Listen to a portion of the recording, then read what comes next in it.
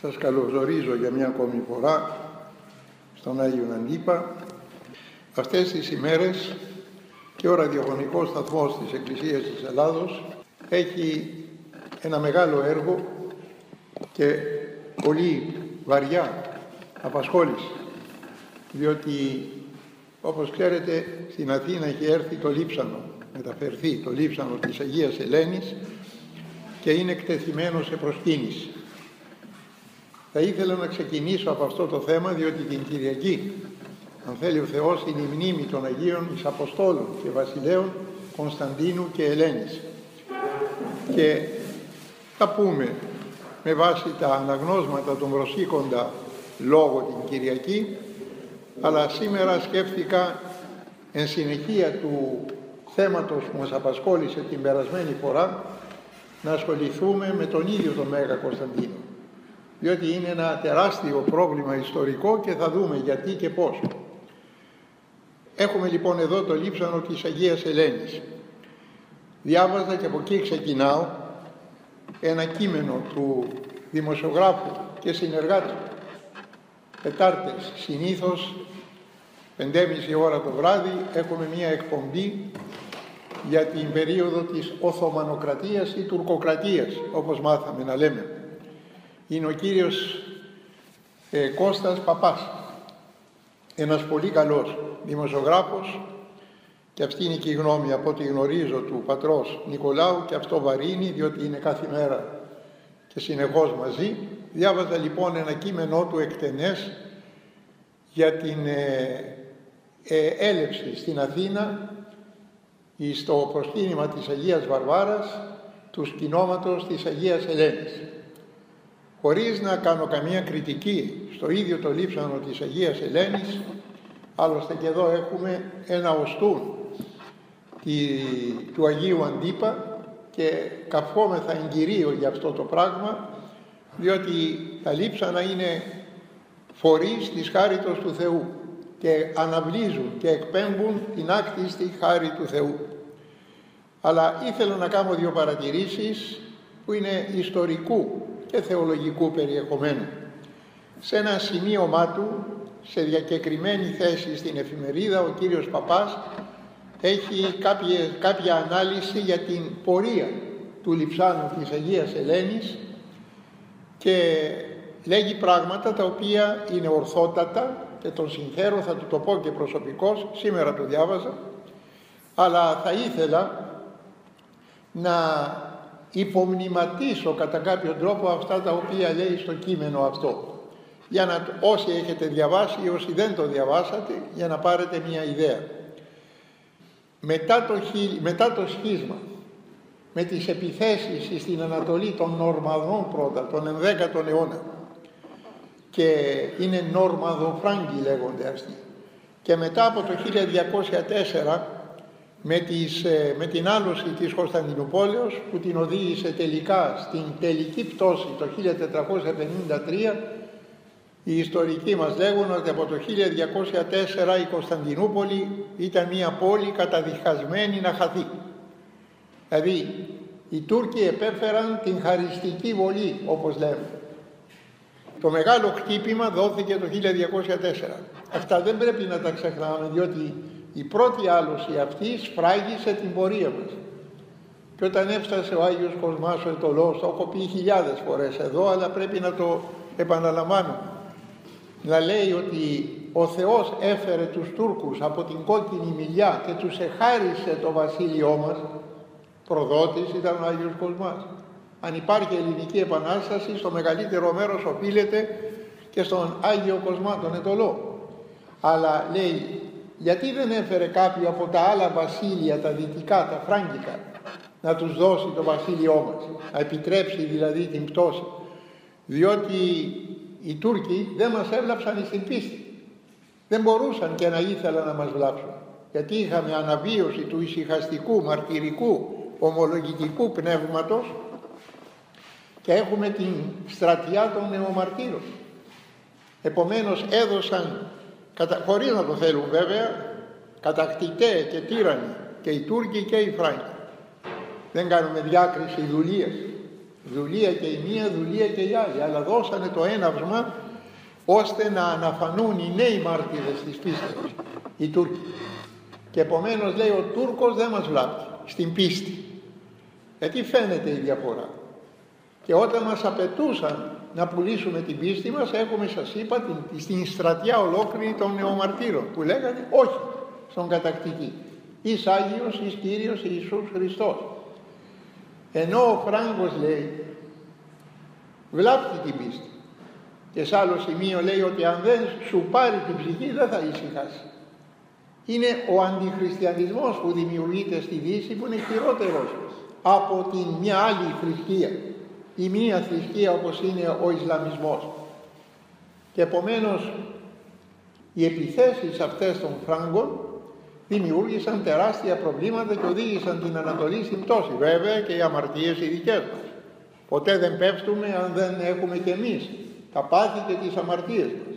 Οι φιλονικίες, οι διαιρέσεις, οι συγκρούσεις μεταξύ μας.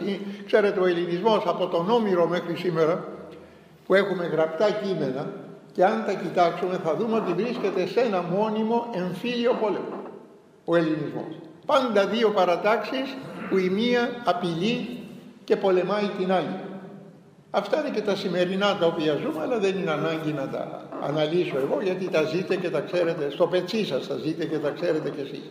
Πού θα καταλήξω λοιπόν? Έχει παρατηρηθεί στην έρευνα της ιστορίας ότι όταν ήρχονται οι Φράγκοι στην Ανατολή, είτε ήσαν Νορμανδοί, είτε ήσαν όλες οι άλλες ομάδες, Τεύτονες, όλες οι άλλες ομάδες των Φράγκων, μέχρι τους Βενετσιάνους κλπ. Όταν ήρχονται στην Ανατολή, δεν άρπαζαν μόνο θησαυρούς, αλλά άρπαζαν, λείψαν. Μαζί με τους θησαυρούς και λείψαν. Ξέρετε γιατί? Μετά το σχίσμα λείψαν σαν τον Άγιο Σπυρίδωνα και τον Άγιο Γεράσιμο, δεν υπάρχει στη Δύση. Γι' αυτό η μεταφορά και η έλευση από την Βενετία του λειψάνου της Αγίας Ελένης έχει τεράστια σημασία, διότι μας διδάσκει ορισμένα πράγματα. Άκουσα, Πατέρ Νικόλαε, την ομιλία, την προσφώνηση κατά κάποιο τρόπο του Μακαριωτάτου, του Κυρίου Ιερονύμου, κατά την έλευση του λειψάνου. Ήταν και ο πρόεδρος της Δημοκρατίας κλπ. Και πρόσεξα, αυτή ήταν σπουδαιότατη ομιλία και πολύ προσεγμένη, εγώ δεν κάνω κολακίες, πολύ προσεγμένη ομιλία, και κάτω από τις λέξεις άκουγε κανείς ορισμένα πράγματα. Ας πούμε, λέμε, για να φανεί η ενότητα της Ευρώπης. Ποια ενότητα? Η ενότητα που δεν υπάρχει. Αλλά μέχρι το σχίσμα υπήρχε η ενότητα, παρά τις αμαρτίες των ανθρώπων. Επομένως φαίνεται η ενότητα της αρχαίας ενωμένης Εκκλησίας. Επειδή έχουμε και εκπροσώπους παπικούς εκεί που συνόδευσαν το λείψανο, ξέρω, και εγώ να ήμουν στη θέση της εκκλησιαστικής μας ηγεσίας δεν θα μπορούσα να το πω τόσο καθαρά. Αλλά ο νοόν νοείτο. Λίγο ιστορία να ξέρει κανείς. Επομένως λοιπόν έκλεβαν λείψανο. Το λείψανο του Αγίου Νικολάου. Το κλέψαν από τα μοίρα της Λυκίας. Οι Νορμανδοί. Και είχαμε πάει με έναν σύλλογο για αγκαλιά, είχαμε πάει εκδρομή στο Μπάρι και ζητήσαμε να προσκυνήσουμε τον Άγιο Νικόλαο. Ρώτησα έναν παπά εκεί, πάστορα, και του λέω, σε παρακαλώ, πού είναι το λείψανο του Αγίου Νικολάου? Μου λέει, κάτω από τη γη, κάτω από την Αγία Τράπεζα. Λέω, μα εμείς τα λείψανα τα έχουμε στην επιφάνεια και πηγαίνουμε όλοι και προσκυνούμε. Λοιπόν, για ποιους λόγους το κάνουν δεν θέλω να κάνω τώρα εικασίες. Σημασία λοιπόν έχει ότι τα λείψανα αυτά όλα είναι κλοπημένα. Αφήνω ότι δεν είναι ακέραιο λείψανο. Ο κύριος παπάς δεν μιλεί βέβαια για την κλοπή των λειψάνων, δεν μπορεί να γράψει, έστω και αν δεν είναι εκκλησιαστική εφημερίδα η Ορθόδοξη Αλήθεια, αλλά τον καταλαβαίνω. Μιλεί για την διασπορά τεμαχίων του λειψάνου και της Αγίας Ελένης μέχρι το Τρίρ, τα Τρέβυρα. Το Τρίρ είναι η πατρίδα του Μάρξ, δεν έχει καμία σχέση, αλλά το λέω για να το προσδιορίσω περισσότερο. Μέχρι το Τρίρ υπάρχει τεμάχιον λειψάνου της Αγίας Ελένης. Εγώ έχω προσκυνήσει στην Ελλάδα, ίσως στο Άγιον Όρος, μάλλον ναι, σε αγιορείτικη μονή, έχω προσκυνήσει, Παντοκράτορος, συγγνώμη αν κάνω λάθος, έχω προσκυνήσει λείψανο της Αγίας Ελένης. Μα πώς είναι δυνατόν να είναι κομμάτι εδώ, κομμάτι εκεί? Αυτή ήταν η Αγία πράξη της Εκκλησίας. Τα λείψανα μοιράζονται για να μπορούν να τα πλησιάζουν οι άνθρωποι, όχι σε μία πόλη μόνο, αλλά δεν είχαμε και τα μέσα συγκοινωνίας, τις δυνατότητες επαφής όπως έχουμε σήμερα. Αυτά λοιπόν, αυτό δεν είναι καταδικαστέο, ότι το λείψανο διαμελίζεται. Ξέρετε όμως, όταν είναι ακέραιο το λείψανο δεν διαμελίζεται. Ο Άγιος Πυρίδων δεν διαμελίζεται, γιατί διατηρεί όλη την ενότητα, την απαλότητα του σώματος. Σας έχω μιλήσει και άλλες φορές γι' αυτό. Και ο Άγιος Γεράσιμος μπορεί από τα άκρα κάτι να δοθεί στην πατρίδα του κλπ. Είχε γίνει θέμα ολόκληρο στην Κεφαλονιά ότι έσπαξε τον Άγιο Γεράσιμο Μητροπολίτης αιωνία του η μνήμη, κάθε άλλο. Αλλά ένα κομμάτι δέρματος το οποίο εξήγε το στείλανε, το δώσανε στα τρίκαλα της Κορινθίας για να έχουν και εκεί κάτι από τον Άγιο Γεράσιμο. Αυτό είναι συνήθις πράξης της Εκκλησίας, μη σας σκανδαλίζει. Ολόκληρο το ακέραιο λείψανο όμως δεν τεμαχίζεται. Το ίδιο και ο Άγιος Πυρίδων και ο Άγιος Διονύσιος, που είναι νεότερο λείψανο φυσικά. Ο Άγιος Πυρίδων είναι από το 348 που εκοιμήθη. Είναι το τελειότερο λείψανο της Ορθοδοξίας και γενικά της χριστιανοσύνης. Οπότε λοιπόν έχουμε το λείψανο όχι ακέραιο της Αγίας Ελένης και είναι με καλύματα, χρυσά, ασημένια κλπ. Οπότε εξέρουν τα τεμάχια του λειψάνου που υπάρχουν. Αν υπάρχει το χέρι, καλύπτεται με μία θήκη που είναι με τη μορφή του χεριού. Αν υπάρχει ένα μέρος του κρανίου κλπ, της κάρας όπως λέμε, και γίνεται. Αλλά δεν είναι η Αγία Ελένη ακέραιο λείψανο. Προσέξτε το αυτό. Δεν είναι το ακέραιο λείψανο. Θα μου πείτε, αυτό σημαίνει μείωση της σημασίας του λειψάνου? Κάθε άλλο. Εφόσον είναι γνήσιο λείψανο, γιατί και εκεί η επιστήμη έχει πολλά προβλήματα σήμερα, εφόσον είναι ακέραιο αυτό γνήσιο λείψανο της Αγίας Ελένης, εμείς το προσκυνούμε.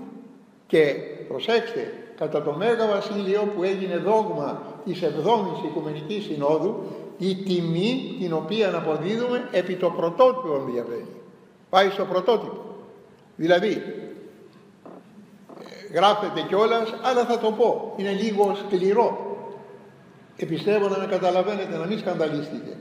Πέστε ότι κάποιος διαπράττει μία απάτη και παίρνει ένα οστούν, από πού προέρχεται, από άνθρωπο, από ζώο, από οτιδήποτε, δεν το ξέρω. Ένα κόκαλο. Και μας λέει αυτό είναι λείψανο του τάδε Αγίου. Εγώ χωρίς να ρωτήσω, όχι εγώ, ο Ορθόδοξος Χριστιανός, βάζω μετάνια και προσκυνώ. Τι προσκυνώ? Τον Άγιο στον οποίο αποδίδεται το λείψανο. Άρα μην έχετε κανένα δισταγμό, γιατί ακούγονται και αυτά και έχω συζητήσει και σου λέει τι να προσκυνήσουμε, ξέρουμε αν είναι γνήσιο. Μετεφέρθη εδώ, κατά τη γνώμη μου δεν έπρεπε να μεταφερθεί. Το τι πιέσεις ισχύθησαν και λοιπά και αν ισχύθησαν ή όχι δεν το εξετάζω τώρα. Σημασία έχει ότι δεν έχουμε την βεβαιότητα περί της γνησιότητος του λειψάνου. Και υπάρχουν άνθρωποι που ξέρουμε γράμματα. Υπάρχουν άνθρωποι που είμαστε ερευνητές της ιστορίας και αμέσως μπορούμε να δούμε την πορεία του λειψάνου αυτού. Παρόλα αυτά δεν θέτω θέμα αμφισβητήσεως. Σας είπα όμως ότι βλέπετε ένα λείψανο, ένα σώμα ανθρώπινο, αλλά δεν είναι ολόκληρο το σώμα. Παρόλα αυτά εμείς προσκυνούμε την Αγία Ελένη, χωρίς να εξετάζω αν είναι η Αγία Ελένη ή όχι. Γι' αυτό δεν σταματάμε εκεί, ούτε κυριαρχεί μέσα μας η αμφιβολία. Από μια πλευρά λοιπόν ευχαριστούμε και προσκυνούμε, μας δίδεται η ευκαιρία να προσκυνήσουμε και την Αγία Ελένη.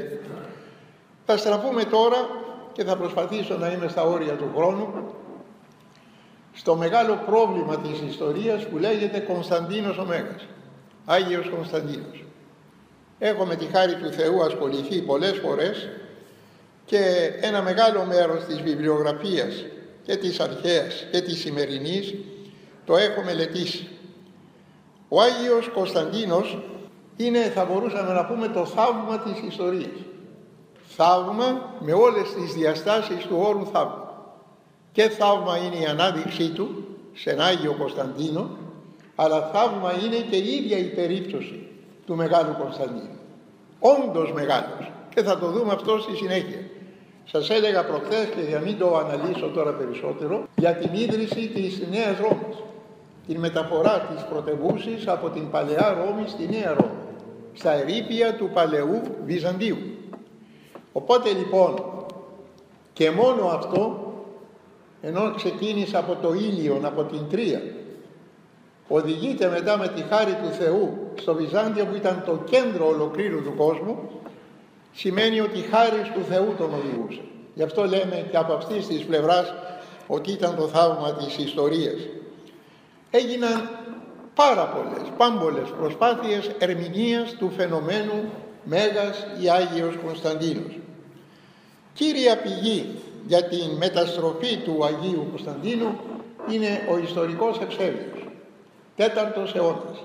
Είναι ο πρώτος επίσημα εκκλησιαστικός ιστορικός.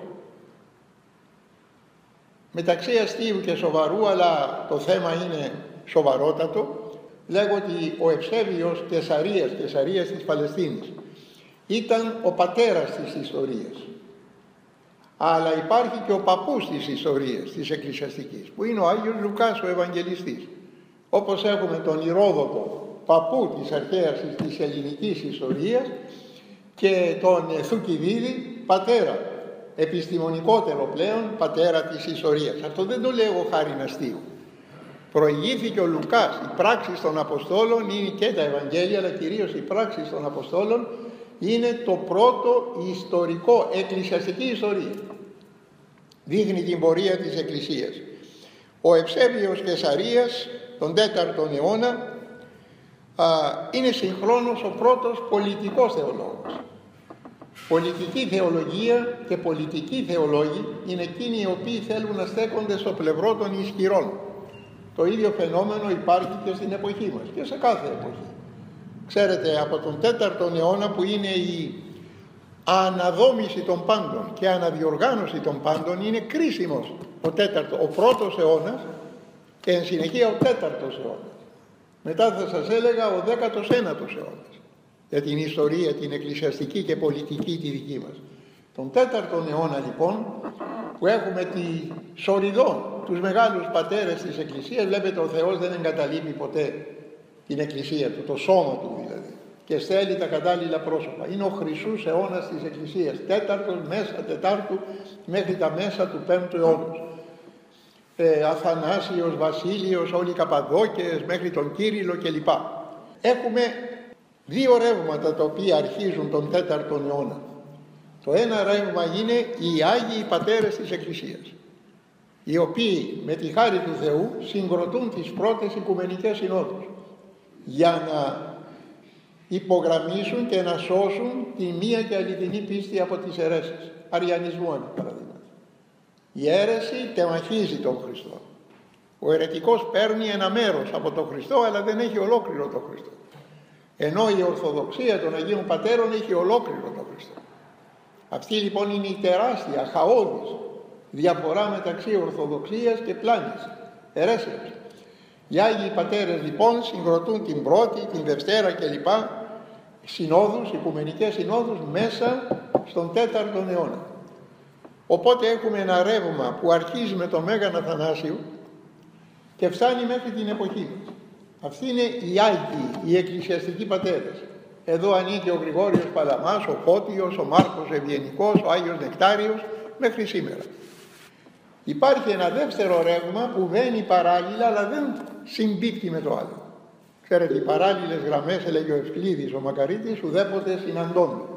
Έχουμε λοιπόν ένα παράλληλο ρεύμα που είναι οι πολιτικοί θεολόγοι και η πολιτική θεολογία, οι οποίοι παίζουν ένα διπλό παιχνίδι, με το ένα πόδι πατούν στον εκκλησιαστικό χώρο και με το άλλο στον πολιτικό χώρο, και βαρεστούν και ικανοποιούν τους καθεκά στην εποχή άρχοντες. Οπότε έχουμε το ρεύμα της πολιτικής θεολογίας. Τι ήταν ο Φαρμακίδης, πολιτικός θεολόγος, με τους ισχυρούς, να τα έχεις καλά. Από την άλλη πλευρά, τι ήταν ο Κωνσταντίνος Οικονόμος. Ο Οικονόμος ανήκει στο ρεύμα των πατερικών θεολόγων της Εκκλησίας και οι άλλοι ανήκουν στο ρεύμα των πολιτικών θεολόγων και της πολιτικής θεολογίας. Η μεταπατερική θεολογία δημιουργεί ακόμη μεγαλύτερο πρόβλημα, διότι ανακόπτει την συνέχεια της πατερικής θεολογίας. Κλείνουμε τους πατέρες στην εποχή τους και σήμερα μιλούμε για θεολογία ορθόδοξη που ουδεμία ή ελαχίστη σχέση έχει με τους πατέρες της Εκκλησίας. Ας έλεγε ο Μάρκος Ευγενικός, ξέρετε, το έχω ακούσει πολλές φορές και σε διαλόγους έχω λάβει μέρος, στην εποχή του αυτό έπρεπε να πει. Αλλά ο Χριστός χθες και σήμερον ο αυτός και εις τους αιώνας. Δεν έχει κάθε εποχή το δικό της Χριστό. Ένας είναι ο Χριστός, ο οποίος υπερέχει και υπερβαίνει όλη την ανθρώπινη ιστορία. Από την δημιουργία του κόσμου αυτός προϋπήρχε μέχρι την συντέλεια του κόσμου. Ο Ευσέβιος λοιπόν είναι εκείνος ο οποίος μας μιλεί για τη μεταστροφή του Αγίου Κωνσταντίνου στο έργο του εις τον βίον Κωνσταντίνου του Βασιλέως. Μέσα στο κείμενο αυτό έχει πολλά κολακευστικά για τον Κωνσταντίνο, διότι είπαμε πολιτικός θεολόγος ήταν. Αλλά επίσης και ο Λακτάντιος, δυτικός ιστορικός, μας δίδει τα της εμπειρίας του Μεγάλου Κωνσταντίνου το 312, τον Οκτώβριο του 312, παρά την Μιλβίαν ή Μουλβίαν όπως λέγεται από άλλους, γέφυρα εναντίον του Μαξεντίου. Ρωμαίος Αυτοκράτορας ο Κωνσταντίνος. Τι θα πει Ρωμαίος Αυτοκράτορας? Με την ενοποίηση μάλιστα της αυτοκρατορίας ήταν ο κύριος όλου του κόσμου. Είχε όλο τον κόσμο στην παλάμη του. Δικαίωμα ζωής και θανάτου που περιοριζόνταν μεν για τους Ρωμαίους πολίτες από τη Σύγκλιτο, αλλά για τον υπόλοιπο κόσμο ήταν ο απόλυτος κύριος του κόσμου. Γι' αυτό το λόγο δεν πρέπει να μην κάνουμε αυτή τη διάκριση. Ο Μέγας Κωνσταντίνος μετά τη μεταστροφή του και ο Μέγας Κωνσταντίνος πρώτης μεταστροφής του. Ο Μέγας Κωνσταντίνος που ενεργεί ως Ρωμαίος Αυτοκράτορας, αλλά και ο Μέγας Κωνσταντίνος πλέον που ενεργεί ως χριστιανός.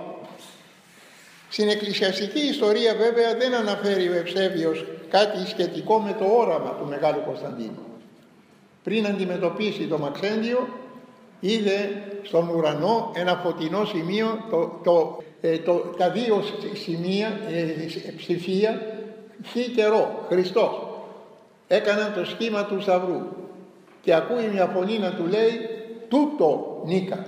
Λέμε τούτο νίκα, δεν είναι μεγάλο το κακό, αλλά τούτο νίκα, με αυτό θα νικήσει. Την επομένη είχε τη μάχη.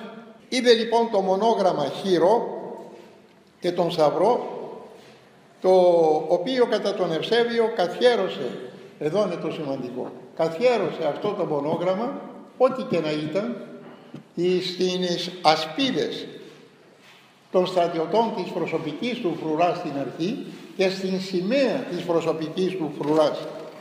Ξέρετε, αυτά δεν είναι πράγματα απλά. Είναι σαν να έχεις ένα καθεστώς αντίχριστο και αντίθετο. Να μην λέω τώρα ονόματα.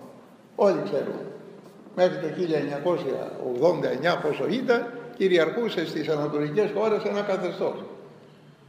Και έξαφνα στο Κρεμλίνο επί παραδείγματι κάποιος να υψώσει σημαία με το μονόγραμμα του Ιησού Χριστού ή με μια εικόνα του Ιησού Χριστού. Τι θα του λέγανε? Ως ευπαρέστης. Και τι ωραία που το έκανε. Αν σκεφτούμε την υπεροχικότητα της Ρωμαϊκής Αυτοκρατορίας έναντι των νεωτέρων σχημάτων της ιστορίας, θα καταλάβουμε τη σημασία που είχε αυτό. Τον βλέπανε. Οι ασπίδες των στρατιωτών του και τα σύμβολα να έχουν το σημείο του σταυρού και το χριστόγραμμα, όπως λέγεται, χείρο. Καταλαβαίνετε λοιπόν ότι κάτι άλλο συνέβαινε. Άλλοι βέβαια βλέπουν σε αυτό το σημείο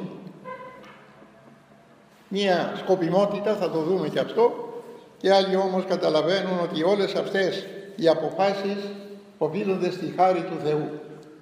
Και όλα αυτά έγιναν πρώτου 313 που έχουμε το διάταγμα των Μεδιολάνων. Δηλαδή στο διάταγμα των Μεδιολάνων που με το λιτίνιο κινούνται, αλλά εκείνος ο οποίος σταθερά το υποστηρίζει και το στηρίζει είναι ο Μέγας Κωνσταντίνος. Το διάταγμα των Μεδιολάνων τι κηρύσσει? Ανεξιθρησκεία. Δηλαδή ο καθένας είναι ελεύθερος να πιστέψει ό,τι θέλει. Ενώ τότε έπρεπε, σας το έλεγα προχθές, έπρεπε να πιστεύει κάποιος, να δέχεται την Ρώμη ως Θεά, την Ρώμη, Θεά Ρώμη, και τον Αυτοκράτορα ως Θεό. Όποιος ειρνείτο να το πράξει αυτό, καταδικάζεται, διότι ήταν έγκλημα εναντίον της πολιτείας. Καταλαβαίνετε λοιπόν τι σημασία έχουν αυτά τα πράγματα. Ξέρετε, όποιος είναι άγευστος της ιστορίας, και δεν το λέγω με κανένα υπενιγμό για σας αδελφοί μου, αλλά και για σας ισχύει. Άγνοια, πλήρης άγνοια και θρασίτητα. Ξέρετε, μόνο ο θρασής μιλεί για πράγματα σε όλες τις περιπτώσεις που δεν τα γνωρίζει. Οι πολλές προσπάθειες, το διάταγμα των Μεδιολάνων, 313, το διάταγμα των Μεδιολάνων, πάλι άγευστη της ιστορίας άνθρωποι μας λένε ότι έγινε για να ανακηρυχθεί ή και λίγο αργότερα ο χριστιανισμός ως επίσημη θρησκεία, κάθε άλλο. Ο Κωνσταντίνος ο Μέγας δεν ανακήρυξε μέχρι της κοιμήσεώς του θανάτου. Δεν ανακηρύσει τον χριστιανισμό ως αυτοκράτορας εκ των άνω, επίσημη θρησκεία. Αυτό είναι σημαντικότατο. Απλούστατα αφήνει τον δρόμο ανοιχτό και στον χριστιανισμό. Αφού όλοι είχαν δικαίωμα να πιστέψουν το Θεό τους και να κηρύξουν το Θεό τους, αρκεί να μην εργάζονται εναντίον της πολιτείας, αυτό κανένας δεν το επικροτεί, τότε και η στάση του Μεγάλου Κωνσταντίνου απέναντι στον χριστιανισμό είναι αντικειμενική και κινείται στα πλαίσια της ανεξιθρησκείας. Ο όρος ανεξιθρησκεία ανήκει στον Ευγένιο Βούλγαρη, μέσα του 18ου αιώνα. Είναι η τολεράντια, η ανεξιθρησκεία. Επομένως, ο λόγος γίνεται περί Κωνσταντίνου λόγω της θέσεώς του στην Εκκλησία, Άγιος και εις Απόστολος. Και δεύτερον, λόγω των συνεπειών της θρησκευτικής του πολιτικής, που οδήγησε όχι στην ανάδειξη του χριστιανισμού ως επισήμου θρησκείας του κράτους, αλλά στην ελευθερία και των χριστιανών να έχουν ναούς και να δέχονται, να κηρύσσουν την πίστη τους φανερά και ανοιχτά. Ξέρετε δε ότι επίσημη θρησκεία εκ των πραγμάτων πλέον, διότι από το 313 μέχρι το 380 οι εξελίξεις είναι ραγδαίες. Έχουμε και δυτικούς μεγάλους και κυρίως προτεστάντες θεολόγους, όπως ήταν ο δάσκαλός μου στη Βόνιο Σνέεμελχερ, ο οποίος έχει γράψει ειδική μελέτη για τους πολιτικούς θεολόγους του 4ου αιώνα και κυρίως για τον Μέγα Κωνσταντίνο. Και παρόλο που είναι προτεστάντης, στηρίζει το θέμα του θαύματος, ότι είναι κάτι θαυμαστό η εξέλιξη του Μεγάλου Κωνσταντίνου. Εκείνος λοιπόν που εκ των πραγμάτων είχε πλέον επικρατήσει, διότι η ειδωλολατρική θρησκεία έπεσε. Γιατί ήταν θρησκεία. Θρησκεία είναι τελετές και παράτες, μία κίνηση που χάνει την πνευματικότητά της.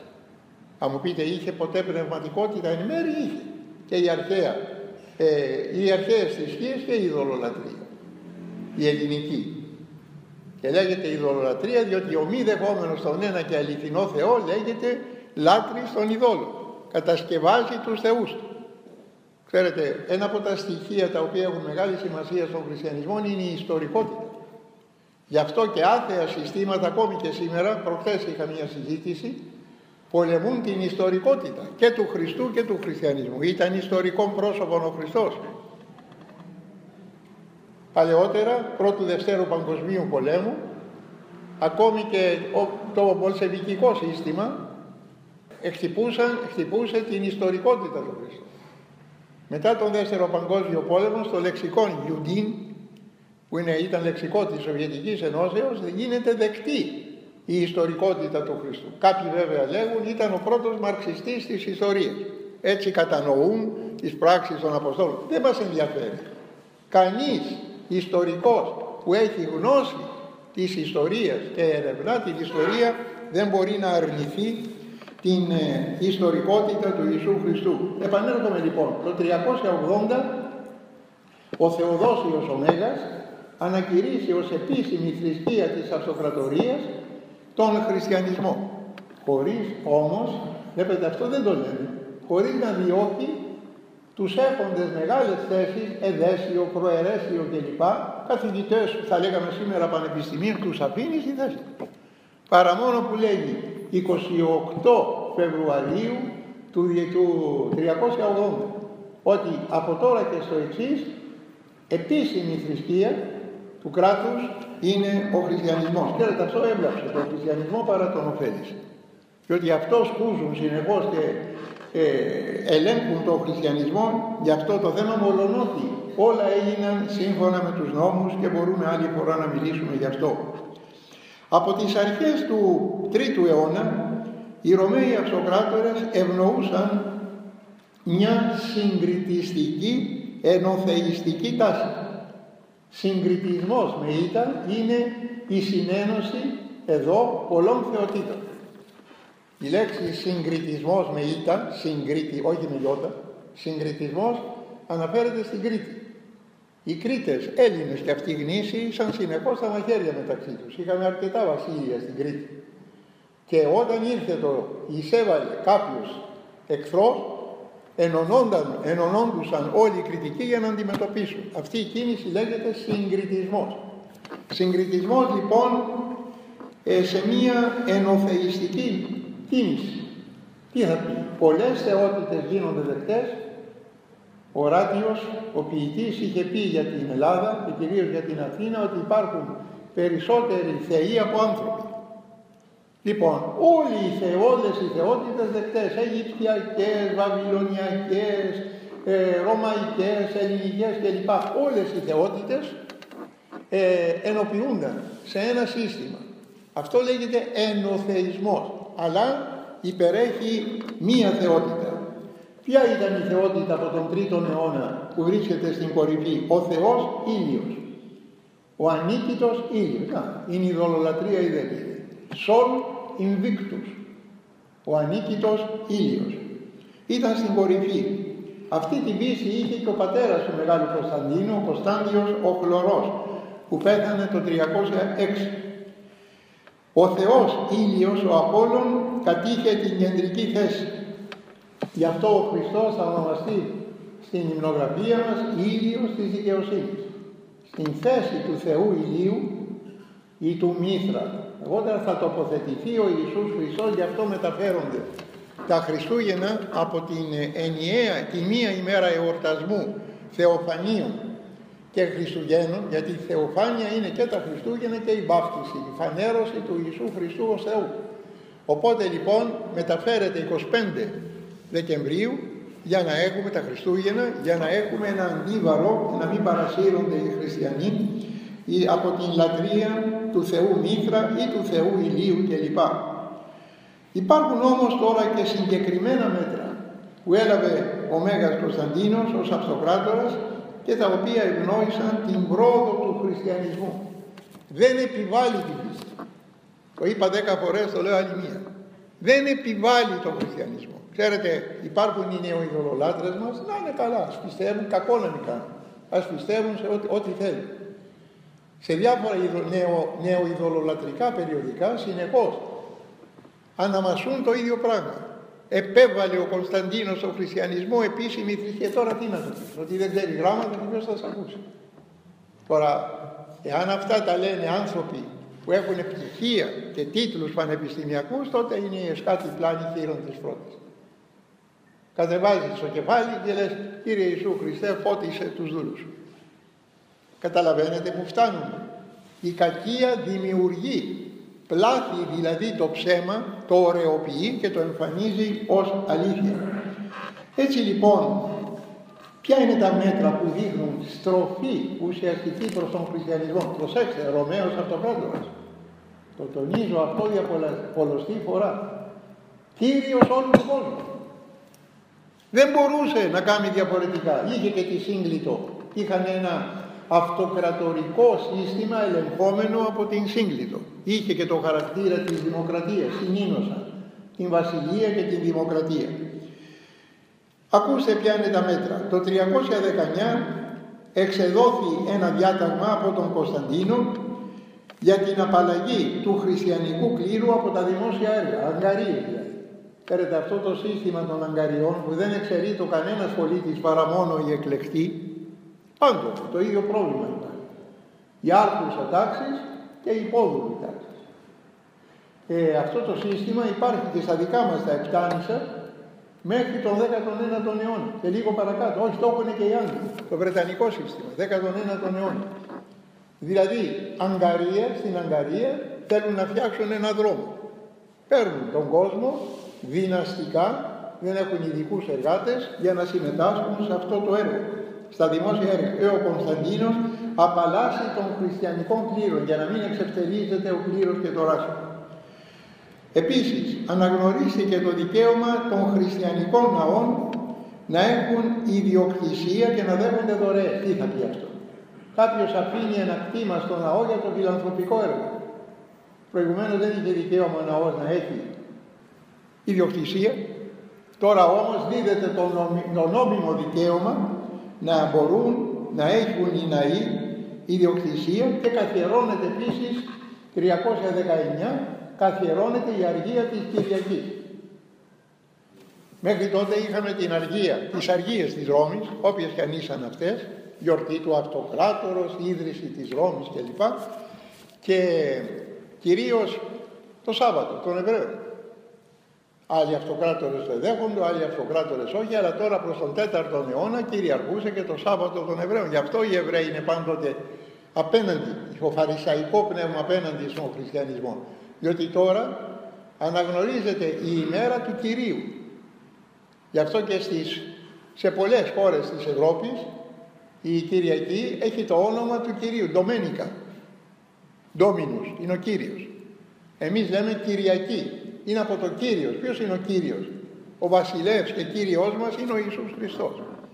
Επομένως, Ζόνταχ λένε οι Γερμανοί, έχουμε από τον Θεόν ύλη, την αρχαία δηλαδή ονομασία, και σε άλλες περιοχές. Αλλά εκεί που ο χριστιανισμός έχει επηρεάσει περισσότερο, συνδέεται η Κυριακή με το πρόσωπο του Ιησού Χριστού. Καθιερώνει λοιπόν την αργία της Κυριακής στις πόλεις.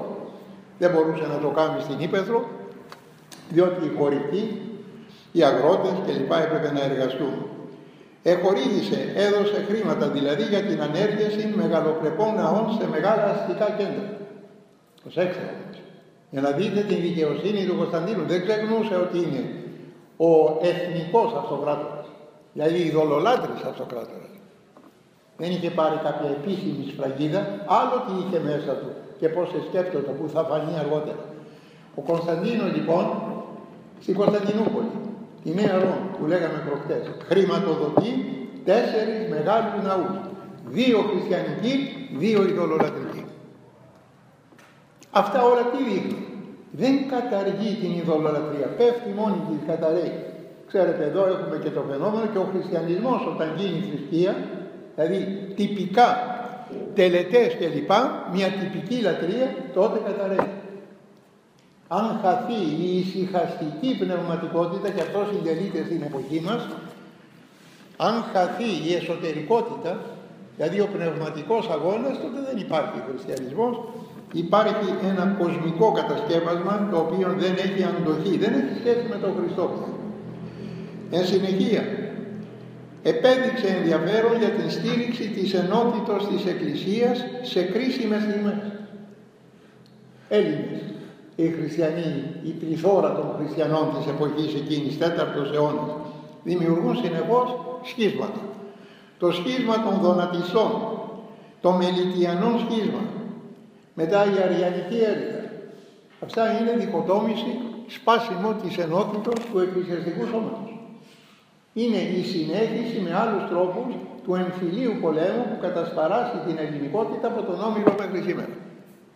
Δέστε τον Αχιλλέα, δέστε τους άλλους, συνεχώς αυτή την σύγκρουση η μεν εναντίον των δε. Επιχορήγησε επίσης τοπικές εκκλησίες. Με τα σχίσματα καλούσε τους αρχηγούς των σχισμάτων και κυρίως των προϊστάμενων της Ορθοδοξίας, της Ορθοδόξου πίστεως ή στην Ρώμη, όπως τον Ρώμης Μιλτιάδη, για να βρουν λύση στο πρόβλημα και να προστατεύσει τη νέα πίστη. Επιχορήγησε εκκλησίες, όπως είπαμε, ακόμη και στην Βόρειο Αφρική. Καθιέρωσε χριστιανικά σύμβολα και παραστάσεις, όπως είδαμε στις ασπίδες και στις σημαίες του στρατεύματος, κάτι το οποίο, εάν δεν είχε πιστέψει βαθύτατα, ήταν ακατανόητο. Ας αφήσουμε ότι συνεχώς επέσυρε την οργή, την μήνυν, όπως λέμε, των ειδωλολατρών. Τι μας φέρνει? Διότι ένας στρατός ο οποίος είναι αθεϊστικός στρατός, θα λέγαμε σήμερα, έξαφνα να εμφανιστεί με το σήμα, πως λέγεται, με ένα σταυρό, ή να εμφανιστεί με χριστιανικό οποιοδήποτε άλλο σήμα. Καταλαβαίνετε λοιπόν, προσπαθώ να υπογραμμίσω κάποια πράγματα για να δείτε τι συνέβαινε στην εποχή αυτή. Κοσμογονικά κυριολεκτικά γεγονότα. Διατηρούσε έπειτα συχνή επικοινωνία με τους επισκόπους και ενίσχυε τους χριστιανούς για την κατάληψη υψηλών αξιωμάτων στην κρατική ιεραρχία. Τι σημαίνει? Δεν εμπόδιζε χριστιανούς να ανεβούν στην ιεραρχία του κράτους. Σε όποια συστήματα πολιτιακά υπάρχει πάθος και μίσος εναντίον του χριστιανισμού, οι χριστιανοί εμποδίζονται να καταλάβουν αξιώματα. Ο Κωνσταντίνος επέτρεψε λοιπόν, όπως επίσης στην δόμηση των ρωμαϊκών οικογενειών και μάλιστα στα ανάκτορα. Έχουμε πρόσωπα των ανακτόρων τα οποία είναι χριστιανοί. Να πως επεβίωσε μέσα με τον χριστιανισμό της η Αγία Ελένη που λέγαμε στην αρχή ή στην Ρώμη. Ο Κωνσταντίνος δεν αρνείται ούτε καταδικάζει τέτοιες κινήσεις. Επίσης διατήρησε σχέση με τους επισκόπους, δηλαδή τιμούσε τους επισκόπους, τους προϊσταμένους της χριστιανικής εκκλησίας, χωρίς εύνοια ιδιαίτερη, να τους δίνει προνόμια κλπ. Αλλά δεν τους απέπαιρνε και προσπαθούσε να διατηρεί σχέση μαζί τους, και θα επανέλθω σε αυτό το θέμα μετά από λίγο. Εμερίμνησε λοιπόν για την βασιλική οικογένεια, ώστε στην οικογένεια να υπάρχουν χριστιανοί ελεύθερα. Τα μέτρα αυτά κορυφώθησαν με την βάπτισή του. Από την άλλη πλευρά προέβη σε ενέργειες που είχαν συνέπειες για την εθνική θρησκεία. Δεν καταργεί την εθνική θρησκεία, την ειδωλολατρία. Αλλά με την ελευθερία που έδωσε και στον χριστιανισμό έχουμε μετάσταση μεγάλου μέρους ειδωλολατρών στον χριστιανισμό. Μπορούσαν να καταλάβουν την διαφορά κυρίως οι λόγοι. Ξέρετε τη μεγαλύτερη αντίδραση την συνείδησε ο χριστιανισμός στους πρώτους αιώνες στα λαϊκά στρώματα. Όσο και αν φαίνεται περίεργο. Εμείς τον ποιίζουμε κάτι γριούλες, γεροντάκια κλπ. Συγγνώμη, δεν κατηγορώ κανένα. Και εγώ γέρος είμαι. Αλλά ότι έχουμε κάποια πρόσωπα μειωμένης ικανότητος διανοητικής και μικράς παιδείας. Η ελαχίστηση μηδενικής παιδείας. Και νομίζουμε ότι αυτοί γινόντουσαν χριστιανοί. Πιο εύκολα γινόντουσαν φιλόσοφοι χριστιανοί. Άνθρωποι δηλαδή που ήξεραν και μπορούσαν να καταλάβουν την διαφορά μεταξύ των δεδομένων της ειδωλολατρίας και της προσφοράς της χριστιανικής αγιότητος. Έλαβε όμως αποφάσεις που δείχνουν καθαρά τη βαθμιαία υποχώρηση του σεβασμού του προς την ειδωλολατρία.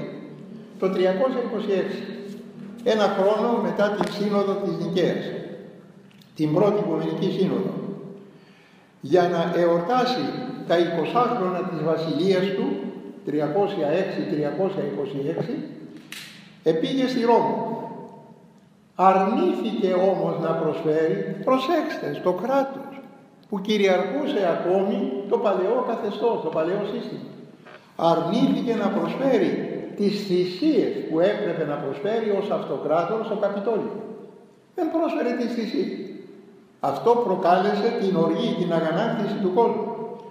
Ένας ιστορικός Ζώσιμος του 6ου αιώνα, που είναι εχθρός και πολέμιος του Κωνσταντίνου, παρόλο που τον πολεμεί, διότι έδωσε την δυνατότητα να ανεβεί ο χριστιανισμός, είναι αντικειμενικός ο Ζώσιμος, τον κατηγορεί ότι είναι έγκλημα του Κωνσταντίνου, παρόλα αυτά παρουσιάζει την αντικειμενικότητα του Κωνσταντίνου και την δικαιοσύνη του. Είναι έντιμος ιστορικός ο Ζώσιμος. Είναι ο τελευταίος ιστορικός της ειδωλολατρίας. Ο Όχλος λοιπόν επαναστάτησε και λιθοβόλησαν το άγαλμα του Κωνσταντίνου και παραμόρφωσαν το πρόσωπό του. Όταν του το είπαν, πήγε και είδε το άγαλμά του χτυπημένο, να το πω στραπατσαρισμένο. Και τότε με πολύ γαλήνη ο Μέγας Κωνσταντίνος, αν ήταν άλλη πέρα, θα σφάζε κόσμο και κοσμάκι. Όμως με μεγάλη γαλήνη πιάνει το πρόσωπό του και λέει, κι όμως το πρόσωπό μου δεν έπαθε τίποτα. Καταλάβατε. Αυτά είναι θαυμαστά σημεία που δεν μπορούμε να τα καταλάβουμε σήμερα. Έστω και με αλλαγές μεγάλων καθεστώτων τις οποίες γνωρίζουμε. Παράλληλα, αποστασιοποιήθηκε από τα καθήκοντα του μεγίστου αρχιερέα. Ο Αυτοκράτορ ήταν Pontifex Maximus, γεφυροποιός μέγιστος μεταξύ κόσμου και Θεού. Το αρνήθηκε, το απέβαλε, το κράτησε όμως ο Πάπας. Απαγόρευσε την ιονοσκοπία και τις ιδιωτικές θυσίες. Κατήργησε, γιατί έτσι θυσάβριζαν, όπως και εμείς μπορεί να το κάνουμε αυτό. Δεν κατηγορώ κανένα, σας λέω τα γεγονότα. Και εγώ όταν χρησιμοποιώ την πίστη για εκμετάλλευση είμαι χειρότερος από τους ειδωλολάτρες. Προσέξτε, δεν δικαιολογούμε κανένα. Ξέρετε δε ότι το έζησα στη Γερμανία που χειροτονήθηκα και τα 4,5 χρόνια της ιερατείας μου ήταν 45 χρόνια στην Ελλάδα. Γιατί ήμουνα σε μια δυναμική κίνηση όλη μέρα. Το έζησα στη Γερμανία που είδα κληρικούς αδερφούς μου να μην αφήνουν τον κόσμο ή να μην δίνουν την δυνατότητα στον κόσμο να εξομολογηθεί, Πάτερ Νικόλαε, για να κάνουν ευχέλιο. Διότι με την εξομολόγηση δεν θα πάρεις τίποτε. Ενώ με το ευχέλιο μπορεί να σου δώσει ο άλλος κάτι. Αυτά λοιπόν είναι η ειδωλολατρεία μέσα στον χριστιανισμό. Βέβαια δεν βλάπτεται ο χριστιανισμός αν εγώ είμαι απατεώνας, άλλο το ένα, άλλο το άλλο. Κατήργησε επίσης την λατρεία του αυτοκράτορα που εθεωρεί το Θεός. Είπαμε Ρώμη και αυτοκράτορ ήταν θεότητες που νόμιμα έπρεπε και νομικά και συνταγματικά θα λέγαμε σήμερα έπρεπε να λατρεύει κάποιος. Έκλεισε και κατέστρεψε ορισμένους ναούς της εθνικής θρησκείας ή διότι προσέβαλαν τα δημόσια ήθη με όσα γίνονται εκεί ή διότι δεν ήσαν πλέον αναγκαίοι. Και αφαίρεσε τους τεράστιους θησαυρούς των εθνικών ναών. Δεν τα έδωσε στους χριστιανούς, ο κράτος τα εδήμευσε δηλαδή. Κάτι που πρέπει να τονιστεί είναι η εσφαλμένη θέση λοιπόν ότι ανεκήρυξε τον χριστιανισμό ως επίσημη θρησκεία. Το είπαμε και δεν το συνεχίζω. Κάτι άλλο, η συνεργασία με τους επισκόπους μέχρι πού έφτασε. Αρχίζουν 4ος αιώνας, είναι η κοσμογονία, αληθινή κοσμογονία και κυρίως για τον χριστιανισμό. Τον 4ο αιώνα αρχίζουν να διαμορφώνονται οι σχέσεις εκκλησίας-πολιτείας. Εμείς λέμε εκκλησίας-πολιτείας, είναι το φράγκικο ή στο Βυζάντιο, στην Ρωμανία έλεγαν ιεροσύνης και βασιλείας. Σκεφτείτε ότι και ο όρος εκκλησίας-πολιτείας σχέσης δεν είναι ελληνικός, δεν είναι ορθόδοξος. Είναι νεότερος, μας εισήχθη στους τελευταίους αιώνες. Αλλά μας επευλήθη μάλλον, αυτό είναι άλλο θέμα. Γιατί αντιγράφουμε όλα τα δυτικά, ό,τι φράγκικο το αντιγράφουμε. Οπότε στην Αντιόχεια συγκέντρωσε τους επισκόπους. Ήτανε συνέχεια της πρώτης Οικουμενικής Συνόδου κατά κάποιο τρόπο. Και τους είπε τότε ότι για να διαμορφωθεί ένα modus vivendi, ένας τρόπος επιβιώσεως και συνεργασίας, λέει στους επισκόπους, εσείς είστε οι επίσκοποι των εντός της Εκκλησίας. Τα θέματα της πίστεως, τα θέματα των ναών, τα θέματα των μυστηρίων, αυτά ανήκουν στους επισκόπους. Σκεφτείτε τώρα στην εποχή μας, ανεξαρτήτως κόμματος, μιλώ γενικά, εισέρχονται στα ιερά της Εκκλησίας, στα σάκρα ιντέρνα της Εκκλησίας. Και σου λέει αυτό θα το κάνει το μάθημα των θρησκευτικών. Μπορεί το κράτος να πει δεν το θέλω, να το αποβάλει. Και τότε θα έχει την αντίδραση που πρέπει. Η αλλίωση. Τότε ο Μέγας Κωνσταντίνος, εσείς λέει έχετε την ευθύνη, δεν είναι εξουσία, ευθύνη είναι για τα εκκλησιαστικά, τα εντός της Εκκλησίας. Εγώ δε επίσκοπος των εκτός, υπό του Θεού καθιστάμενος αν ίν. Ελληνικά. Αυτό το αν ίν είναι δυνητική εκθική που σημαίνει θα μπορούσα να είμαι, αν μου το επιτρέπετε. Θα είμαι ο επίσκοπος, επίσκοπος δεν σημαίνει εδώ δεσπότης. Επίσκοπος είναι αυτός που επισκοπεί. Αυτός δηλαδή ο οποίος φροντίζει για την ορθή διευθέτηση των πραγμάτων. Επισκοπεί. Θα μπορούσα να είμαι επίσκοπος έξω από τα εκκλησιαστικά. Δηλαδή εσείς θα εργάζεστε για τον χριστιανισμό μέσα στην Εκκλησία και εγώ θα εργάζομαι για το ίδιο θέμα έξω από την Εκκλησία. Ο μεν αυτοκράτορας δέχεται τις εσωτερικές αποφάσεις των επισκόπων, των συνόδων δηλαδή, οι δε σύνοδοι αναγνωρίζουν την κυβέρνηση και την πολιτική εξουσία του αυτοκράτορας και όλης της ιεραρχίας της πολιτείας. Αυτή είναι η λεγόμενη συναλληλία. Τότε αρχίζει να ριζώνει η συναλληλία, άτολμα στην αρχή, διότι οι πατέρες, Βασίλειοι, Αθανάσιοι, τρελάθηκαν, με συγχωρείτε για την φράση, δεν μπορούσαν να δουν αυτές τις ριζικές αλλαγές. Δεν ίσχυαν τέτοια πράγματα προηγουμένως. Και όμως αρχίζει να δημιουργείται η συναλληλία στη σχέση πολιτείας και εκκλησίας. Μετά από όλα αυτά, ο μεγάλος ιστορικός μας Κωνσταντίνος Παπαρηγόπουλος φωτίζει ιδιαίτερα την συμβολή του Μεγάλου Κωνσταντίνου στην χριστιανική νίκη, παραβάλλοντας τον Μέγα Κωνσταντίνο με τον Μέγαν Αλέξανδρο. Ο Παπαρηγόπουλος, ο ιστορικός, λέγει ότι ο Αλέξανδρος προετοίμασε το έδαφος για την εξάπλωση της νέας πίστεως, ενοποίησε τον κόσμο. Αυτό που λέμε το πλήρωμα του χρόνου συνδέεται με την πολιτική ενοποίηση του κόσμου από τον Μέγαν Αλέξανδρο και μετά. Ένας κόσμος, πήγαινες όπου ήθελες, δεν χρειαζόσουν, να το πω έτσι, διαβατήρια. Ο Απόστολος Παύλος για να πάει ή να τον πάνε από την Κεσάρια της Παλαιστίνης ή στην Ρώμη, που επεκαλέσει την ιδιότητά του ως Ρωμαίου πολίτου και έπρεπε να δικαστεί στη Ρώμη, ο χριστιανός. Λέει, είμαι Ρωμαίος πολίτης. Ο Απόστολος Παύλος λοιπόν έχει διαπιστευτήρια, έχει έγγραφα. Ο Μέγας Αλέξανδρος ενοποιεί ολόκληρο τον κόσμο. Δεύτερο στοιχείο της νέας πραγματικά εποχής που δημιουργήθηκε με την ενοποίηση του κόσμου είναι ο ενιαίος πολιτισμός, ο ελληνισμός και η ελληνική γλώσσα. Όπως σήμερα είναι η αγγλική γλώσσα μέσω του διαδικτύου σε όλο τον κόσμο. Στην Κίνα πας, μου έχει τύχει με ταξίδια που κάνω, όχι στην Κίνα αλλά αλλού, το πρώτο που θα πω σε όποιος συναντήσω, do you speak English? Πώς θα επικοινωνήσουμε? Κάποιοι ξέρουν και γερμανικά και θα πάμε καλύτερα. Ο Μέγας Αλέξανδρος όθησε τα πράγματα στην ενοποίηση του κόσμου. Και το τρίτο μεγάλο στοιχείο της νέας αυτής καταστάσεως και πραγματικότητας του πληρώματος του χρόνου είναι το πρόσωπο της Παναγίας. Όδυναν οι αιώνες, κυλοπονούσαν οι αιώνες, ωμέγα γιώτα, για να γεννηθεί η Παναγία που θα μπορούσε να φορέσει τον Θεό και Κύριον του κόσμου, τον Ιησούν Χριστόν. Ο Κωνσταντίνος όμως, λέγει ο Παπαρηγόπουλος, είχε νουν χριστιανικών και καρδίαν εθνική. Αυτό σημαίνει ότι συνήνωνε μέσα του και την αγάπη προς το ελληνορωμαϊκό στοιχείο, ήξερε και ελληνικά.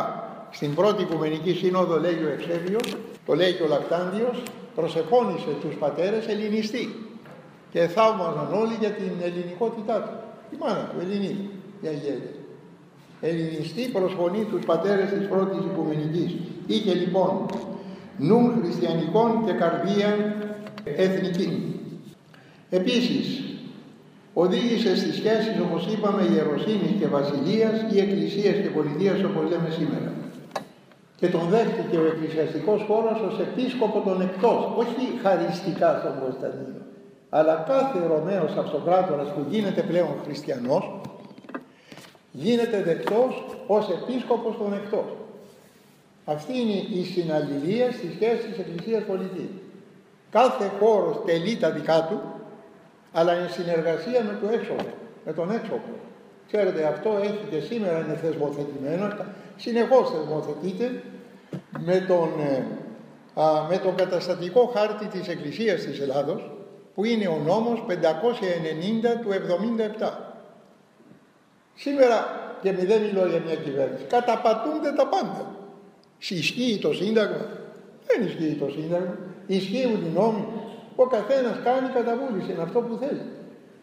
Ενώ έχουμε νόμο 590, πριν τελειώσουμε τον Ιούνιο αυτές τις συναντήσεις, θυμίστε μου να μιλήσω για αυτό το θέμα, σχέσεις Εκκλησίας Πολιτείας, είναι ο νόμος 590 του 77 που απορρέει από το Σύνταγμα του 1975. Ξέρετε, αυτοί οι νόμοι γίνονται με βάση το Σύνταγμα. Και καθορίζεται λοιπόν, είναι ο καταστατικός χάρτης της Εκκλησίας της Ελλάδας. Εκεί μέσα έχουμε και τις σχέσεις της Εκκλησίας Πολιτείας. Σπέβδω να σας πω ότι υπάρχει πλήρης ελευθερία του ενός και του άλλου χώρου, άλλο η κριτική. Ένας πολιτικός μπορεί να μου ασκήσει κριτική και να μου πει γιατί λες ψέματα. Αυτό δεν είναι επέμβαση στα εσωτερικά της Εκκλησίας, με διορθώνει εμένα. Ή αν δεν με διορθώσει θα του πω μάθε γράμματα και μετά να με κρίνεις. Λέγω τώρα. Αλλά από την άλλη πλευρά και ο εκκλησιαστικός χώρος μπορεί να κάνει κριτική. Αυτά που λέγανε με τον Χριστόδουλο και λοιπά, ότι επεμβαίνει. Όχι. Οι ρόλοι είναι διακριτοί, αλλά δίνουν τα χέρια και συνεργάζονται για τον ίδιο λαό. Ο νόμος αυτός ορίζει την πίστη, τον χριστιανισμό στην Ορθοδοξία, στα θέματα της παιδείας, στα θέματα της οικογενείας, στα θέματα της κοινωνίας. Τώρα τι γίνεται με τα συσίτια κλπ. Αν η Εκκλησία πει σταματάμε όλα αυτά, πώς θα το λένε οι ίδιοι οι πολιτικοί. Δεν θα το πει ποτέ ο εκκλησιαστικός χώρος. Έτσι λοιπόν τώρα, πόσο προχώρησε στο χριστιανισμό, και τελειώνω με αυτό. Υπάρχει μια διδακτορική διατριβή το 1945 του δασκάλου μας στο Πανεπιστήμιο του Μακαρίτη του Ανδρέα του Φυτράκη, ο οποίος ήταν και πρίτανης του Πανεπιστημίου αμέσως μετά τη μεταπολίτευση. Ο Ανδρέας Φυτράκη με τίμησε, διότι μέχρι τις τελευταίες μέρες της ζωής του είχαμε καθημερινή σχεδόν επαφή. Με έπαιρνε τηλέφωνο να με ρωτήσει τα της σχολής, το ένα, το άλλο κλπ. Και το θεωρώ ευγνωμοσύνη η στάση του απέναντί μου. Η διδακτορική του διατριβή φέρει τον τίτλο «Η πίστη του Μεγάλου Κωνσταντίνου κατά τα τελευταία έτη της ζωής του». Η πίστη του Μεγάλου Κωνσταντίνου κατά τα τελευταία έτη της ζωής του. Για να δούμε, όταν βαπτίζεται πρώτου θανάτου του, θα δείτε γιατί έγινε αυτό το κύριο. Γιατί το έπραξε. Και γιατί δεν βαπτιζόταν νωρίτερα. Πρώτα πρέπει να ξέρετε ότι η αναβολή του βαπτίσματος ήταν γενικό φαινόμενο στον χριστιανισμό, για να συγχωρηθούν περισσότερες αμαρτίες, με το βάπτισμα που θανατώνει το βαρύ φορτίο των αμαρτιών. Το έλεγα κάποτε σε εξετάσεις. Ο Άγιος Γρηγόριος ο θεολόγος, το Μέγας Βασίλειος, σπούδασαν στην Αθήνα. Σε ποια εκκλησία, ρωτάω κάποια ομάδα, τότε εξέταζα προφορικά, σε ποια εκκλησία λειτουργούν? Σε ποια εκκλησία? Πουθενά. Ήσαν ακόμη αβάπτιστοι. Στα 32 χρόνια περίπου βαπτίστησαν και ο ένας και ο άλλος. Ήτανε πράξη μόνοι. Να, γιατί σας λέω, πώς θα μιλήσει κανείς σε ένα χώρο εάν δεν ξέρει αυτό το χώρο και δεν ξέρει ιστορία, έρευνα δηλαδή. Ξέρετε δε που συνειδώντο κυρίως στους Αγίους Ισιδόρους πάνω στον Λυκαβητό, εκεί εκκλησιάζονται, αλλά μέχρι το Χερτοευαγγέλιο. Μετά ως κατηχούμενοι δεν συνέχισαν να είναι. Και όμως είναι υπερασπιστές της πίστεως και κήρυκες της πίστεως και στην Αθήνα.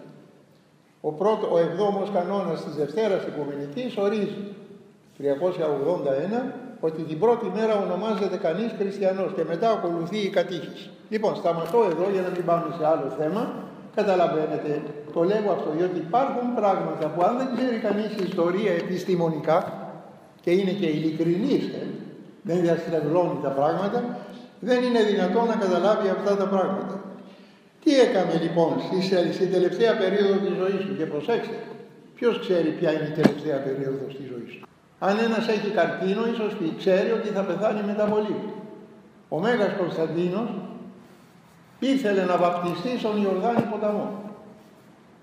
Η ιστορία μας θα διδάσκει και αυτά τα περιγράφει ο καθηγητής ο Φυτράκης. Πίστευε στην δύναμη και την παρησία ενώπιον του Θεού των Αγίων Μαρτύρων. Κατεσκεύασε ένα μαρτύριο, μια λάρνακα για τον ενταφιασμό του ανάμεσα στους μάρτυρες. Αυτό μαζεύει, συγκεντρώνει τα λείψανα των Αγίων Αποστόλων. Και αυτό θα το συνεχίσει ο Υιός του ο Κωνσταντίνος στον ναό των Αγίων Αποστόλων της Κωνσταντινούπολης. Το ότι αρρώστησε στις τελευταίες μέρες. Ποιος ξέρει πότε έρχονται οι τελευταίες μέρες και πότε αρρωσταίνει? Εμείς μιλούμε για μια σειρά ετών όσο ήταν αυτοκράτορας. Ήξεραν λοιπόν μετά ότι ήθελε να βαπτιστεί στον Ιορδάνη ποταμό. Εισήρχε το δε στα λείψανα των Αγίων και γονιπετής σε τακτές ώρες της ημέρας που τα ήξερε ο καθένας. Πώς έχουμε 7 η ώρα όρθρο 7 η ώρα εσπερινόη λειτουργία. Σε τακτές ώρες της ημέρας ο Μέγας Κωνσταντίνος προσήφιε το γονατιστός εις τον Ιησούν Χριστόν και ομολογούσε συνεπώς ότι είναι δούλος και θεράπων του Παπαβασιλέως Χριστού. Έπειτα ο Αρχιεπίσκοπος Νικομηδίας, ο οποίος τον βάπτισε, δεν είναι Αριανός. Συνεργάζεται με Αριανούς, αλλά δεν είναι ανεγνωρισμένος αιρετικός, γιατί κάποιοι του προσάπτουν και αυτό. Ο Μέγας Κωνσταντίνος είναι Μέγας και Άγιος της πίστεώς μας. Ταυτίστηκε δε με την πίστη και πράξη του εκκλησιαστικού σώματος. Τιμάμε τον Κωνσταντίνο αυτόν, ο οποίος μπόρεσε με τη χάρη του Θεού να αναγνωρίσει τον Χριστόν και τον χριστιανισμό, χωρίς να πιέσει τους άλλους και να εφαρμόσει μία πολιτική εναντίον τους. Ο Μέγας Κωνσταντίνος με τη στάση του πραγματικά ευνοεί την πορεία του χριστιανισμού ώστε να φτάσει στην τελική νίκη. Και το σημαντικότερο, πότε γίνονται αυτά? Το 308 υπάρχουν βιβλία, έρευνες όπως του Άντολφ Χάρνακ επί παραδείγματι περί της εξαπλώσεως του χριστιανισμού, Die Ausbreitung des Christentums. Υπάρχουν βιβλία λοιπόν επιστημονικά τα οποία μας λέγουν ότι ο χριστιανισμός στην εποχή που αρχίζει να εμφανίζεται η χριστιανικότητα του Κωνσταντίνου ήταν μειοψηφία, 5 με 8%. Ξέρετε εσείς κανένα ηγέτη κράτους και λοιπά που να στηρίζεται στη μειοψηφία? Και όμως ο Κωνσταντίνος ευνοεί τη μειοψηφία. Αυτό το εξέρει κυρίως ο Σνέμελκερ, καθηγητής μου στη Βόνη. Ο Μέγας Κωνσταντίνος λοιπόν στηρίζεται στη μειοψηφία, διότι έβλεπε την πίστη και όχι τον αριθμό των προσώπων και κυρίως το μαρτυρικό στοιχείο. Γι' αυτό αναπτύσσει αυτό το σύνδεσμο με τους μάρτυρες. Παρ' όλα αυτά ο Μέγας Κωνσταντίνος πολεμείται και σήμερα από διάφορες κατευθύνσεις. Οι πρώτοι που τον πολεμούν είναι οι ειδωλολάτρες. Δεν μπορούν να τους συγχωρήσουν ότι δεν εδίωκε τον χριστιανισμό για να αφήσει ανεξέλεγκτη την πορεία της εθνικής θρησκείας. Ξέρετε, είναι μεγάλο τόλμημα να πεις ελεύθεροι να δεχτείτε την πίστη σας, τις θεότητές σας ή τη θεότητά σας και να συνεχίσετε. Είναι μεγάλο τόλμημα. Οι ειδωλολάτρες ήθελαν να πολεμεί τον χριστιανισμό και να κρατήσει μόνον την ειδωλολατρική θρησκεία των συγκριτικών ενωθεϊσμών, όπως είπαμε προηγουμένως. Και δεύτερον, τον πολεμούν οι παπικοί. Μέχρι σήμερα η Δύση πολεμεί τον Μέγα Κωνσταντίνο. Γιατί? Διότι ο Μέγας Κωνσταντίνος μετέφερε την πρωτεύουσα στην Ανατολή και όπως λέγαμε προχτές, βοήθησε με αυτόν τον τρόπο να αναδειχθεί ο ελληνισμός και η Ορθοδοξία. Αυτά όλα γίνονται φανερά αργότερα, όταν ο παπισμός θα προχωρήσει στη δημιουργία του παπικού φρονήματος και στη ιστορία των πλανών και αιρέσεων που έχει. Έχουμε αντιχριστιανισμό στη Δύση, όπου λέγεται Δύση, που λέγεται χριστιανισμός, όπως έχουμε και τον κακό ορθόδοξο χριστιανισμό, που είναι και αυτός αντιχριστιανισμός. Η ενότητα του χριστιανικού κόσμου διιστορικά στηρίζεται στην ενότητα του πατερικού φρονήματος. Προφήτες Παλαιάς Διαθήκης, Απόστολοι, πατέρες και μητέρες όλων των αιώνων. Αυτή είναι η ευθεία γραμμή της χριστιανικότητας, δηλαδή της Ορθοδοξίας.